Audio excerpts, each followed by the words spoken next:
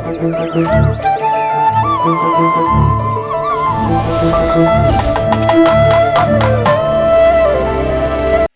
கோமாளி அப்படின்னு ஒரு படம். தரணியிடம் பல படங்களில் பணியாற்றிய சுரேஷ் சீதாராம் தான் இந்த படத்தோட டைரக்டர். இப்படத்தின் ஹீரோ யார் அப்படின்னு கேட்டீங்கன்னா நம்ம மொட்ட ராஜேந்திரன் தான். இந்த படத்துல ஒரு காட்சி கூட சமூகத்திற்கு தீங்கு விளைவிப்பது போல இருக்காது என்று அதிரடியான விஷயத்தை சொல்லி பத்திரிகையாளர் சந்திப்பை ஆரம்பித்து வைத்தார் சுரேஷ் சீதாராம். அதை நிரூபிப்பது போல இருந்தது கானா பாலாவின் பேச்சு. நான் சரகடிக்க மாட்டேன், லவ் ஃபெயிலியரும் இல்ல எனக்கு, ஆனா என்னை தேடி வர பாட்டெல்லாம் இப்படிதான் வருது, என்ன பண்றது, நானும் எழுதி பாடிக்கிட்டு தான் வரேன். இந்த படத்துல 108 ஆம்புலன்ஸ் பற்றி ஒரு பாடல் எழுதி பாடணும்னு கேட்டாங்க. ஆம்புலன்ஸ் சத்தம் கேட்டா ஒதுங்கு, அம்மா ஹாஸ்பிட்டல் வந்துருச்சு இறங்குன்னு பல்லவியோட ஆரம்பிச்சு 108 ஆம்புலன்ஸ் சேவை பற்றி எழுதினேன். நானும் தமிழ்நாடு முழுக்க எல்லா ஊர்லயும் போய் கச்சேரி பண்றேன். முதல்ல அவங்க கிட்ட இந்த பாடலை பாடிட்டு தான் மற்ற பாடல்களை பாடவே ஆரம்பிக்கிறேன். ஏன்னா ஆம்புலன்ஸ் சேவைங்கிறது அவ்வளவு முக்கியமான சேவை. இன்னைக்கு நிறைய பேர் ஆம்புலன்ஸ் போனா உள்ள யாரு இருக்கான்னு எட்டி பாக்குறாங்க. அப்படி எல்லாம் செய்யாதீங்க.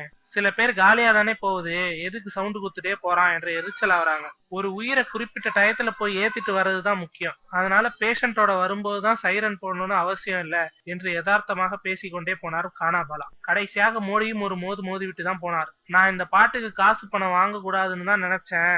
ஆனா இப்ப நாடு இருக்கிற சூழ்நிலையில நமக்கும் டைட், என்ன பண்றது என்றார் பலத்த கைத்தட்டல்களுக்கு இடையில்.